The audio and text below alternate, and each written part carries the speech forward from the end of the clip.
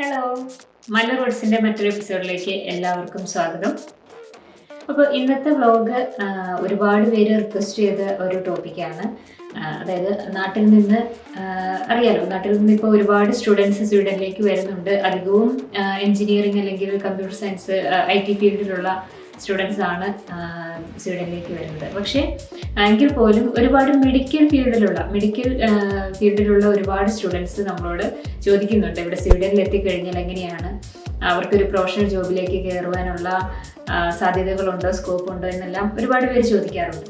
അപ്പോൾ നമ്മൾ സത്യം പറഞ്ഞാൽ ഈ ഓരോ ക്വസ്റ്റ്യൻസ് നാട്ടിൽ നിന്ന് വരുമ്പോൾ നമുക്കറിയാത്ത കാര്യങ്ങളാണെങ്കിൽ നമ്മൾ പലരുമായിട്ട് അത് ഡിസ്കസ് ചെയ്തതിന് ശേഷമാണ് അത് ബ്ലോഗിലൂടെ അതിൻ്റെ ഡീറ്റെയിൽസ് പറയുന്നത്. അപ്പോൾ നമുക്കൊരു എൻജിനീയറിംഗ് അല്ലെങ്കിൽ ഒരു കമ്പ്യൂട്ടർ സയൻസ് ഫീൽഡിൽ ഒരു IT ഫീൽഡിലുള്ള ആൾക്കാരുടെ ഡീറ്റെയിൽസ് എടുക്കുന്നതിന് ബുദ്ധിമുട്ടില്ല. കാരണം ഒരുപാട് സ്റ്റുഡൻസ് ഇവിടെ ഉള്ളതുകൊണ്ട് മുന്നേ വന്നവരും ഇപ്പോൾ വന്നുകൊണ്ടിരിക്കുന്നവരുമായിട്ടുള്ള ഒരുപാട് സ്റ്റുഡൻസ് ഇവിടെയുണ്ട്. പക്ഷെ നമ്മളൊരു മെഡിക്കൽ ഫീൽഡിലേക്ക് വന്നു കഴിഞ്ഞപ്പോൾ ഒരു നേഴ്സിംഗ് അല്ലെങ്കിൽ ഒരു ഫാർമസി കോഴ്സ് കഴിഞ്ഞ ഒരു ഡോക്ടറായിട്ട് വർക്ക് ചെയ്യുന്ന ഒരു ആളെ കിട്ടി അതിൻ്റെ ഡീറ്റെയിൽസ് ചോദിക്കാനായിട്ട് നമ്മൾ ഒരുപാട് തിരഞ്ഞു.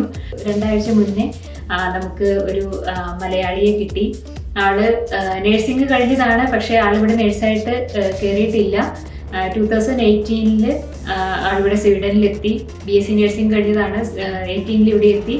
ഈ ഒരു 2 വർഷമായിട്ട് സ്വീഡിഷ് ലാംഗ്വേജ് പഠിച്ചുകൊണ്ടിരിക്കുകയാണ്. അപ്പോൾ അതിൻ്റെ ഒരു ലാസ്റ്റ് സ്റ്റേജിലാണ് ആളിപ്പോൾ. അപ്പോൾ ആ ഒരു കോഴ്സ് കഴിഞ്ഞ് അതിൻ്റെ ടെസ്റ്റ് പാസ്സായി കഴിഞ്ഞാൽ തീർച്ചയായിട്ടും ആൾക്ക് നേഴ്സായിട്ട് ഇവിടെ കയറാൻ പറ്റും.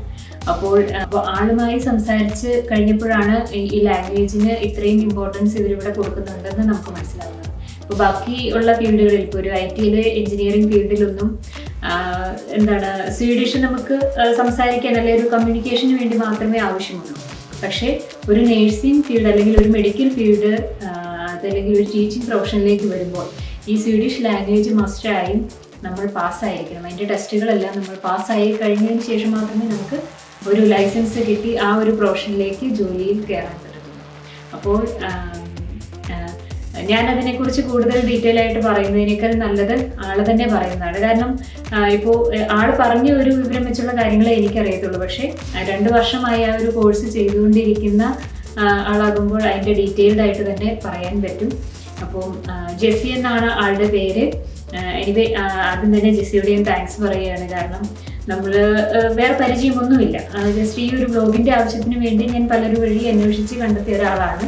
അപ്പോൾ ഒരു മടിയും കൂടാതെ ആൾ തന്നെ ഇങ്ങോട്ട് പറഞ്ഞു ആളൊരു വീഡിയോ ആയിട്ട് തന്നെ, ഒരു ബ്ലോഗിങ്ങിന് പറ്റുന്ന രീതിയിൽ ഒരു വീഡിയോ എടുത്ത് തന്നെ ഡീറ്റെയിൽഡ് ആയിട്ട് എല്ലാ കാര്യങ്ങളും പറഞ്ഞ് ഞാൻ അയച്ചു തരാമെന്ന് പറഞ്ഞ് ഒരു 2 ദിവസം അതിനു വേണ്ടി മെനക്കെട്ട് ആള് നമുക്ക് എല്ലാ ഡീറ്റെയിൽസും വീഡിയോ ആയിട്ട് അയച്ചു തന്നിട്ടുണ്ട്. അപ്പോൾ ഇന്നത്തെ വ്ലോഗിൽ ഞാൻ മാത്രമല്ല ജെസ്സിയുമുണ്ട്. മെഡിക്കലിലോ അതല്ലെങ്കിൽ ടീച്ചിങ് പ്രൊഫഷനിലോ ഒരു ജോലി അന്വേഷിച്ച് സ്വീഡനിൽ എത്തുന്നവർക്ക് എന്തെല്ലാം കടമ്പകൾ കടക്കണം, അതായത് സ്വീഡിഷ് ലാംഗ്വേജിൻ്റെ എന്തെല്ലാം സ്റ്റെപ്പുകൾ കടന്നതിന് ശേഷം മാത്രമേ നിങ്ങൾക്ക് ആ ഒരു പ്രൊഫഷണൽ ജോബിലേക്ക് എത്താൻ പറ്റൂ എന്നുള്ളത് ഈ വീഡിയോ കണ്ടതിന് ശേഷം നിങ്ങൾക്ക് മനസ്സിലാവും. ഓക്കെ, എല്ലാവർക്കും നമസ്കാരം. എൻ്റെ പേര് ജെസ്സി. ഞാൻ BSc നേഴ്സാണ്. നാട്ടിലെ സ്ഥലം തൊടുപുഴ. ഞാൻ ഓങ്കോളജി എക്സ്പീരിയൻസ്ഡ് ആയിട്ടുള്ള നേഴ്സാണ്. ലാസ്റ്റ് വർക്ക് ചെയ്തത് സൗദി അറേബ്യയിലെ റിയാദ് എന്ന് പറഞ്ഞ സ്ഥലത്ത് കിങ് ഫഹദ് മെഡിക്കൽ സിറ്റി ഹോസ്പിറ്റലിലായിരുന്നു ജോലി ചെയ്തത്. അപ്പം മാരേജിന് ശേഷം ഞാൻ 2018 ജനുവരിയിലാണ് സ്വീഡനിലേക്ക് വന്നത്. സ്വീഡനിൽ വരുന്നതിന് മുമ്പ് തന്നെ എനിക്കറിയാമായിരുന്നു ഇവിടെ ലാംഗ്വേജ് ലാംഗ്വേജ് വേണം ജോലി ചെയ്യാനറിയായിരുന്നു. പക്ഷേ ഇവിടെ വന്നു കഴിഞ്ഞപ്പോഴാണ് ലാംഗ്വേജ് ഇത്രയും ഇംഗ്ലീഷ് ഒട്ടും പറ്റത്തില്ല. ലാംഗ്വേജ് ഈ സ്വീഡിഷിൽ തന്നെയാണ് നമ്മൾ എല്ലാ കാര്യങ്ങളും ഡോക്യുമെൻറ്റേഷനും മറ്റ് കമ്മ്യൂണിക്കേഷനും എല്ലാം ഈ ഫീൽഡിൽ ആവശ്യമാണെന്ന് ഇവിടെ വന്നതിന് ശേഷമാണ് മനസ്സിലായത്.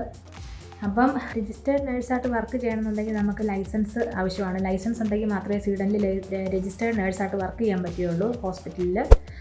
അപ്പം ലൈസൻസ് കിട്ടണമെങ്കിൽ നമ്മൾ ആദ്യം തന്നെ ഫസ്റ്റ് സ്റ്റെപ്പ് എന്ന് പറഞ്ഞാൽ നമ്മുടെ സർട്ടിഫിക്കറ്റ് വാലിഡേറ്റ് ചെയ്യുക എന്നുള്ളതാണ്. അത് നമ്മളിവിടെ ചെയ്യുന്നത് ഇവിടുത്തെ എംപ്ലോയ്മെൻറ്റ് എക്സ്ചേഞ്ച് ഉണ്ട് സ്വീഡനിൽ, അതുവഴി നമുക്ക് ചെയ്യാം. സർട്ടിഫിക്കറ്റ് വാലിഡേറ്റ് ചെയ്യാനായിട്ട് 3 to 6 മന്താണ് എടുക്കുന്നത്. എൻ്റെ സർട്ടിഫിക്കറ്റ് എനിക്ക് 3 മന്തിൽ തന്നെ വാലിഡേറ്റ് ചെയ്ത് 3 മന്തിനുള്ളിൽ തന്നെ വാലിഡേറ്റ് ചെയ്ത് കിട്ടി. അപ്പം ശരിക്കും നമ്മുടെ ഇന്ത്യൻസിൻ്റെ സർട്ടിഫിക്കറ്റ് ഇവിടെ അക്സെപ്റ്റബിൾ ആണെന്നാണ് എനിക്കറിയാൻ കഴിഞ്ഞത്. നമ്മുടെ എഡ്യൂക്കേഷനിൽ അക്സെപ്റ്റ് ചെയ്യുന്നുണ്ട്. അപ്പം വാലിഡേറ്റ് ചെയ്ത് അത് ഇവിടുത്തെ എഡ്യൂക്കേഷനുമായിട്ട് കമ്പയറബിൾ ആണെന്നുണ്ടെങ്കിൽ പിന്നെ നമ്മുടെ നെക്സ്റ്റ് സ്റ്റെപ്പ് എന്ന് പറഞ്ഞിട്ടുണ്ടെങ്കിൽ നമ്മുടെ കമ്മ്യൂണിക്കേഷൻ ഇമ്പ്രൂവ് ആകാനുള്ള വഴി, അതായത് സ്വീഡിഷ് പഠിത്തം തുടരുക എന്നുള്ളത്. അപ്പോൾ സ്വീഡിഷ് പഠിത്തം എന്ന് പറയുമ്പോഴേക്ക് കുറച്ച് സ്റ്റേജസ് ഉണ്ട്. അതായത് ഇവിടുത്തെ ഫസ്റ്റ് ബേസിക് ആയിട്ടുള്ള SFE, ഗ്രൂണ്ട്, സാസ്, പിന്നെ യൂണിവേഴ്സിറ്റി ലെവല്. അപ്പം SFE തൊട്ട് ഒരു സാസ് വരെ നമുക്ക് നേഴ്സസിന് പഠിക്കേണ്ടതുണ്ട്. ഈ സാസിൻ്റെ സർട്ടിഫിക്കറ്റാണ് നമുക്ക് പിന്നെ അടുത്ത എക്സാമിന് വേണ്ടി, അതായത് നമ്മൾ ഈ ലാംഗ്വേജ് പഠിത്തം ഇത്രയും കഴിഞ്ഞ് സാസ് വരെ പഠിച്ചു കഴിഞ്ഞിട്ട് ഈ സാസ് വരെ SFE തൊട്ട് സാസ് വരെ പഠിക്കാനായിട്ടൊരു ഇപ്പം 2 വർഷത്തോളം ടൈം എടുക്കും. അത് നന്നായിട്ട് നമ്മൾ എത്രമാത്രം എഫോർട്ട് ഇട്ട് പഠിക്കുന്നോ അത്രയും സ്പീഡിൽ നമുക്ക് ലാംഗ്വേജ് നമുക്ക് അതിൻ്റെ ഡെവലപ്പ് ചെയ്ത് കൊണ്ടുവരാൻ സാധിക്കും. അപ്പം നെക്സ്റ്റ് സ്റ്റെപ്പ് എന്ന് പറഞ്ഞിട്ടുണ്ടെങ്കിൽ ഇവിടുത്തെ നോളജ് ടെസ്റ്റ് എഴുതുക എന്നുള്ളതാണ്. അപ്പം അതെന്ന് വെച്ചിട്ടുണ്ടെങ്കിൽ പ്രാക്ടിക്കലും ഉണ്ട്, തിയറിയും ഉണ്ട്. നമ്മളെ നഴ്സിംഗ് നോളജ് ഇവർ അളക്കുക എന്നുള്ള ഒരു ഇതാണ് ആ ടെസ്റ്റ് കൊണ്ട് ഇവർ ഉദ്ദേശിക്കുന്നത്. അപ്പം പ്രാക്ടിക്കൽ എന്ന് പറയുമ്പോഴേക്ക് നമ്മുടെ എന്താ പറയുക കാത്തറ്ററൈസേഷനും മറ്റേ പ്രാക്ടിക്കലായിട്ടുള്ള നമ്മൾ ചെയ്യുന്ന കാര്യങ്ങളെല്ലാം അത് പ്രാക്ടിക്കൽ. പിന്നെ തിയറി എന്ന് പറയുമ്പോഴേക്ക് ഏതെങ്കിലും 2 പേഷ്യൻറ്റ് കേസസ് വന്നിട്ട് അങ്ങനെ തിയറി ആ രീതിക്കാണ് പോകുന്നത്. മെഡിക്കേഷൻ കാൽക്കുലേഷൻസ് ഇതെല്ലാം വരും. നോളജ് ടെസ്റ്റ് നമ്മൾ സ്വീഡിഷിലാണ് എഴുതുന്നത്. അതുകൊണ്ട് തന്നെ നമ്മൾ അത്രയും ലാംഗ്വേജ് നമ്മുടെ അഡ്വാൻസ്ഡ് ആയിരിക്കണം നോളജ് ടെസ്റ്റ് എഴുതാനായിട്ട്. നോളജ് ടെസ്റ്റ് എഴുതി കഴിഞ്ഞിട്ട് നമ്മൾ അത് പാസ്സാവുകയാണെന്നുണ്ടെങ്കിൽ നമുക്ക് നേരെ സ്വീഡിഷ് നാഷണൽ ഹെൽത്ത് ബോർഡിൽ ലൈസൻസിനായിട്ട് അപ്ലൈ ചെയ്യാം. വൺസ് നമുക്ക് ലൈസൻസ് കിട്ടിക്കഴിഞ്ഞാൽ പിന്നെ ജോലിക്ക് യാതൊരു ബുദ്ധിമുട്ടുകളുമില്ല, ഇഷ്ടംപോലെ വേക്കൻസീസ് ഉണ്ട്. അപ്പോൾ ഈ ലൈസൻസ് കിട്ടുന്ന അവിടം വരെയാണ് നമ്മുടെ സ്ട്രഗിൾ മൊത്തം. പിന്നെ ഇവിടെ ഇപ്പോൾ നമ്മുടെ നാട്ടിലൊക്കെ ഏജൻസീസൊക്കെ ഇഷ്ടംപോലെ പറയുന്നുണ്ട് ഒരു അഡാപ്റ്റേഷൻ കോഴ്സ് കഴിഞ്ഞാൽ ഇവിടെ ജോലിക്കുള്ള സാധ്യതകളൊക്കെ. ഈ അഡാപ്റ്റേഷൻ കോഴ്സിനെ കുറിച്ച് എനിക്കറിയില്ല. ഇൻ കേസ് ഈ അഡാപ്റ്റേഷൻ കോഴ്സ് കഴിഞ്ഞാൽ പോലും നമുക്ക് ഈ സ്വീഡിഷ് ലാംഗ്വേജ് ഇല്ലാതെ ജോലി കിട്ടില്ല. എവിടെ ജോലി ചെയ്യണമെന്നുണ്ടെങ്കിലും ഈ നമ്മുടെ നഴ്സിംഗ് ഫീൽഡിൽ ജോലി ചെയ്യണമെന്നുണ്ടെങ്കിൽ നമ്മൾ കമ്മ്യൂണിക്കേറ്റ് ചെയ്യണമല്ലോ. കമ്മ്യൂണിക്കേഷൻ എപ്പോഴും സ്വീഡിഷിലായിരിക്കും. അതുകൊണ്ട് നമ്മൾ എന്തൊക്കെ കോഴ്സ് ചെയ്തെന്ന് പറഞ്ഞാലും നമുക്ക് ഈ ലാംഗ്വേജ് ഇല്ലെങ്കിൽ നമുക്കിവിടെ ജോലി ചെയ്യാൻ സാധിക്കില്ല. ലാംഗ്വേജ് അത്യാവശ്യം ഇല്ലാത്ത ഫീൽഡാണ്. ഇവിടെ വെയർ ഹൗസിലൊക്കെ ജോലി ചെയ്യുക, അല്ലെങ്കിൽ IT ഫീൽഡ്, അവർക്കൊന്നും ലാംഗ്വേജ് വേണ്ട, ലാംഗ്വേജിൻ്റെ ആവശ്യമില്ല. പക്ഷേ നഴ്സിംഗ് ഫീൽഡ്, മെഡിക്കൽ ഫീൽഡ്, അതുപോലെ ടീച്ചിങ് ഫീൽഡ്, ഇവർക്കെല്ലാവർക്കും ഇതെല്ലാം ലൈസൻസ് റിക്വയർഡ് ആയിട്ടുള്ള ഏരിയയാണ്. ഈ ലൈസൻസ് കിട്ടണമെങ്കിൽ ലാംഗ്വേജ് വേണം. ലാംഗ്വേജ് ഇല്ലെങ്കിൽ നമുക്കിവിടെ നമ്മുടെ ആ ഒരു ഫീൽഡിൽ ഇപ്പോൾ നേഴ്സസിനാണെങ്കിലും ടീച്ചേഴ്സിനാണെങ്കിലും ഒക്കെ അവർക്ക് അവരുടേതായിട്ടുള്ള പ്രൊഫഷൻ കണ്ടിന്യൂ ചെയ്യണമെന്നുണ്ടെങ്കിൽ ലാംഗ്വേജ് വെരി വെരി ഇമ്പോർട്ടൻ്റ് ആണ്. ഇപ്പം നേഴ്സസിന് ഒരിത്തിരി, അതായത് ആദ്യത്തെ അവർ ലെവൽ പഠിച്ചിട്ട് കുറച്ച് സ്വീഡിഷ് അറിയാവുന്നത് കൊണ്ട് ജോലിക്ക് കയറാൻ ഒരിക്കലും സാധിക്കില്ല. കാരണം നമുക്ക് ഈ ലൈസൻസിന് വേണ്ടിയിട്ട് ഈ സർട്ടിഫിക്കറ്റ് നമ്മൾ കാണിക്കേണ്ടതുണ്ട്. നമ്മുടെ സ്വീഡിഷ് ഇത്ര നമുക്ക് അറിയാമെന്നുള്ളതിൻ്റെ ഒരു പ്രൂഫാണ് നമ്മുടെ ഈ സാസ് പഠിച്ച് പാസ്സായ സർട്ടിഫിക്കറ്റ്.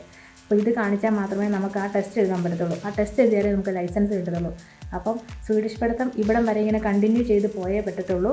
എന്നാൽ മാത്രമേ നമുക്ക് ഇതിങ്ങനെ കണക്റ്റഡാണ്. സ്വീഡിഷ് ഈ SFE തൊട്ട് സാസ് വരെ പഠിക്കുക, പിന്നെ നോളജ് ടെസ്റ്റ് എഴുതുക, പാസ്സാവുക, നേരെ ലൈസൻസിന് അപ്ലൈ ചെയ്യുക. ലൈസൻസ് കിട്ടിക്കഴിഞ്ഞാൽ പഠിക്കേണ്ടതില്ല, നമുക്ക് ജോലിക്ക് കയറാവുന്നതാണ്. അപ്പോൾ എനിക്ക് അവസാനമായിട്ട് പറയാനുള്ളതെന്ന് വെച്ചിട്ടുണ്ടെങ്കിൽ ഒരു അഡാപ്റ്റേഷൻ കോഴ്സും കഴിഞ്ഞ് ഡയറക്റ്റ് ഇവിടെ ജോലിക്ക് കയറാൻ സാധിക്കില്ല. ഇവിടെ ലാംഗ്വേജ് ആണ് ഏറ്റവും ഇമ്പോർട്ടൻ്റ് ആയിട്ടുള്ള കാര്യം. മലയാളികളൊന്നും ഒരിക്കലും ഇങ്ങോട്ട് വരാത്തതെന്ന് വെച്ചിട്ടുണ്ടെങ്കിൽ ഇവിടെ ഇപ്പോൾ ഈ പറഞ്ഞ പോലെ തന്നെ ഇത്രയും ലാംഗ്വേജും ബാക്കി കാര്യങ്ങളൊക്കെ ചെയ്യേണ്ടതുള്ളത് കൊണ്ടാണ് മലയാളികൾക്ക് ഇങ്ങോട്ട് നമ്മുടെ മലയാളി നേഴ്സസ് ഇങ്ങോട്ട് ഒരിക്കലും ഇതുവരെ വന്നെത്താത്തത്. ഞാനും ഇപ്പോൾ എനിക്ക് രജിസ്ട്രേഷൻ കിട്ടിയിട്ടില്ല. ഞാൻ അതിൻ്റെ എന്താ പറയുക അതിലേക്ക് എത്തുന്നതേ ഉള്ളൂ. എൻ്റെ ലാംഗ്വേജ് പഠിത്തം തീരുന്നതേ ഉള്ളൂ. സാസ് അവസാനത്തെ ലെവലിലേക്ക് ആയി നിൽക്കുകയാണ്. ഇത് കഴിഞ്ഞിട്ട് വേണം എനിക്ക് ഇനി നോളജ് ടെസ്റ്റ് എഴുതാനും അത് പാസ്സായ സർട്ടിഫിക്കറ്റ് കിട്ടി രജിസ്റ്റേഡ് നേഴ്സായിട്ടൊക്കെ വർക്ക് ചെയ്യാനായിട്ട്. അപ്പോൾ ഇത്രയൊക്കെയാണ് നമുക്ക് ഒരു രജിസ്റ്റേഡ് നേഴ്സായിട്ട് സ്വീഡനിൽ വർക്ക് ചെയ്യാനായിട്ട് വേണ്ട requirements. Again thank you Jessie. കാരണം ഇത്രയും ഡീറ്റെയിൽഡ് ആയിട്ട് ഈ ഒരു സ്വീഡിഷ് ലാംഗ്വേജിനെ പറ്റി നമുക്ക് പറഞ്ഞ് മനസ്സിലാക്കി തന്നതിന്. ഒരുപക്ഷെ എന്നോട് പറഞ്ഞത് ഞാൻ ഒരു വ്ളോഗായിട്ട് ചെയ്താൽ പോലും ഇത്രയും ഡീറ്റെയിൽ ആയിട്ട് എനിക്ക് എക്സ്പ്ലെയിൻ ചെയ്യാൻ പറ്റിയെന്ന് വരില്ല. കാരണം അത് ചെയ്യുന്ന ഒരാൾക്ക് അതിനെപ്പറ്റി ഇത്ര കറക്റ്റായിട്ട് പറയാൻ പറ്റത്തുള്ളൂ. സോ അപ്പോൾ എന്തായാലും അങ്ങനെ ഒരു വീഡിയോ അയച്ചു തന്ന് എക്സ്പ്ലെയിൻ ചെയ്തതിന് വളരെയധികം താങ്ക്സ്. ദെൻ ഇപ്പോൾ നമുക്ക് പറയാനുള്ളത്, ഇപ്പോൾ നാട്ടിൽ നിന്ന് നേഴ്സിംഗ് അല്ലെങ്കിൽ ഈ പറഞ്ഞ മെഡിക്കൽ റിലേറ്റഡ് ഏത് ജോലി പ്രതീക്ഷിച്ച് വരുന്നവരും, ഏത് ഫീൽഡിലേക്ക് ഒരു കോഴ്സ് എടുത്ത് വരാൻ ഉദ്ദേശിക്കുന്നവരും ഈ വീഡിയോ കാണുക. ഈ വീഡിയോയിൽ പറഞ്ഞിരിക്കുന്ന കാര്യങ്ങൾ ഉണ്ടെങ്കിൽ മാത്രമേ, അതായത് ഒരു നേഴ്സാണെങ്കിൽ അവർ ഈ ലാംഗ്വേജിൻ്റെ ലെവലെല്ലാം പാസ്സായതിനു ശേഷം നേഴ്സിംഗ് റിലേറ്റഡ് അക്കാഡമിക് ടെസ്റ്റ് പാസ്സായതിനു ശേഷം മാത്രമേ അവർക്കൊരു രജിസ്ട്രേഡ് നേഴ്സായിട്ട് കയറാനുള്ള ലൈസൻസ് കിട്ടത്തുള്ളൂ. അതുപോലെ തന്നെ ഡോക്ടർ ആണെങ്കിലും അല്ലെങ്കിൽ ഫാർമസിസ്റ്റ് ആണെങ്കിലും ഈ ഒരു ഹെൽത്ത് കെയർ ഫീൽഡിൽ വരുന്ന എല്ലാ ജോലികൾക്കും സ്വീഡിഷ് ലാംഗ്വേജ് മസ്റ്റാണ്. അപ്പോൾ ബാക്കിയുള്ള ഫീൽഡിലുള്ളവർക്കറിയാം, ഇപ്പോൾ IT അല്ലെങ്കിൽ എഞ്ചിനീയേഴ്സിന് അറിയാം, നിങ്ങൾക്ക് അത്യാവശ്യം സംസാരിക്കാനൊക്കെ ഒന്ന് പഠിച്ചാൽ മതി. പക്ഷെ അതുപോലെയല്ല ഈ ഹെൽത്ത് കെയർ ഫീൽഡിലുള്ളവരും മെഡിക്കൽ ഫീൽഡിലുള്ളവരും അതുപോലെ തന്നെ ടീച്ചിങ്ങിനും ഇതുപോലെ തന്നെയാണ്. ഒരു ടീച്ചറായിട്ട് നിങ്ങൾക്ക് ഇവിടെ ഒരു സ്കൂളിൽ അല്ലെങ്കിൽ ഇവിടെ യൂണിവേഴ്സിറ്റിയിൽ ജോലിക്ക് കയറണമെങ്കിൽ തീർച്ചയായിട്ടും നിങ്ങൾ സ്വീഡിഷ് ലാംഗ്വേജ് പഠിച്ചിരിക്കണം. അതിൻ്റെ ടെസ്റ്റുകൾ പാസ്സായതിനു ശേഷം മാത്രമേ നിങ്ങൾക്ക് അതിൻ്റെ ലൈസൻസ് കിട്ടത്തുള്ളൂ, നിങ്ങൾക്ക് പ്രൊഫഷണൽ ജോലിയിലേക്ക് കയറാൻ പറ്റത്തുള്ളൂ. IELTS പേടിച്ചാണ് എല്ലാവരും സ്വീഡനിലേക്ക് ഒരുമാതിരി എല്ലാവരും കയറി വരാനായിട്ട് ഇരിക്കുന്നത്. അതായത് ഇപ്പോൾ IT അല്ലെങ്കിൽ എഞ്ചിനീയറിംഗ് കഴിഞ്ഞവർക്കൊന്നും IELTS ആവശ്യമില്ല. അപ്പോൾ അതുപോലെ തന്നെയാണ് ഇപ്പോൾ ഈ മെഡിക്കൽ ഫീൽഡിലുള്ളവരും ഫാർമസി അല്ലെങ്കിൽ മെഡിസിൻ കഴിഞ്ഞവർക്ക് IELTS ആവശ്യമില്ല. പക്ഷേ നേഴ്സിംഗ് കഴിഞ്ഞവർക്ക് തീർച്ചയായിട്ടും IELTS ആവശ്യമാണ്. ഇവിടെ അവർക്കും അക്കാഡമിക് 6.5 കിട്ടിയതിന് ശേഷം, ഓവറോൾ 6.5 കിട്ടിയതിന് ശേഷം മാത്രമേ ഒരു മാസ്റ്റേഴ്സ് കോഴ്സ് ഇവിടെ എടുക്കാൻ പറ്റത്തുള്ളൂ. അപ്പോൾ നേഴ്സുമാരെ സംബന്ധിച്ചിടത്തോളം വളരെ ബുദ്ധിമുട്ടാണ്. IELTS വേണം, പ്ലസ് ഇവിടെ വന്നു കഴിഞ്ഞ് നിങ്ങൾ കോഴ്സ് കഴിയുമ്പോൾ സ്വീഡിഷ് ലാംഗ്വേജ് നിങ്ങൾ പാസ്സായിരിക്കണം. എങ്കിലും ടഫാണെങ്കിൽ പോലും നിങ്ങൾ അറിഞ്ഞിരിക്കേണ്ട കാര്യം, ഇപ്പോൾ സ്വീഡിഷ് ലാംഗ്വേജ് ഇവിടെ നമുക്ക് ഫ്രീ ആയിട്ട് കിട്ടുന്നതാണ്. അതായത് ഇപ്പോൾ നമ്മളൊരു കോഴ്സ് എടുത്ത് വന്നു കഴിഞ്ഞാൽ ഇവിടെ SFEയിൽ പോയാൽ നമുക്ക് സ്വീഡിഷ് ലാംഗ്വേജ് ഫ്രീ ആയിട്ട് പഠിപ്പിക്കുന്നുണ്ട് അവർ. അപ്പോൾ നമ്മുടെ ഈ കോഴ്സിൻ്റെ ഒരു ഡ്യൂറേഷൻ, ഒരു 2 ഇയർ കോഴ്സാണ് നമ്മൾ എടുക്കുന്നതെങ്കിൽ ആ ടൈമിൽ തന്നെ നമുക്ക് സ്വീഡിഷും പഠിച്ചു പോകാൻ പറ്റും. അപ്പോൾ ആ ഒരു കോൺഫിഡൻസ് ഉണ്ടെങ്കിൽ, നമുക്ക് ഒരു 2 വർഷത്തിനുള്ളിൽ ഈ ലാംഗ്വേജിൻ്റെ ടെസ്റ്റുകളെല്ലാം പാസ്സാകാൻ പറ്റുമെന്നൊരു കോൺഫിഡൻസ് ഉണ്ടെങ്കിൽ തീർച്ചയായിട്ടും നിങ്ങൾക്ക് സ്വീഡനിലേക്ക് അപ്ലൈ ചെയ്യാം. നിങ്ങൾക്ക് ഒരു പുതിയ ലാംഗ്വേജ് പഠിക്കാൻ പറ്റും. അതിൽ ടെസ്റ്റുകൾ പാസ്സായി കഴിഞ്ഞാൽ നിങ്ങളുടെ സെയിം പ്രൊഫഷണൽ ജോബിലേക്ക് കയറാൻ പറ്റും. വളരെ നല്ലൊരു സാലറിയാണ് ഇവിടെ ഹെൽത്ത് കെയറിൽ വർക്ക് ചെയ്യുന്ന എല്ലാവർക്കും ഉള്ളത്. നേഴ്സുമാർക്കും ഡോക്ടർമാർക്കൊക്കെ വളരെ ഹൈ സാലറി തന്നെയാണ് ഉള്ളത്. പക്ഷേ ഈ ഒരു പറഞ്ഞിരിക്കുന്ന ഈ ഒരു കടന്നാൽ മാത്രമേ നിങ്ങൾക്ക് ആ ഒരു പ്രൊഫഷനിലേക്ക് കയറാൻ പറ്റുള്ളൂ എന്നുള്ളത് എല്ലാവരും ഓർത്തിരിക്കുക.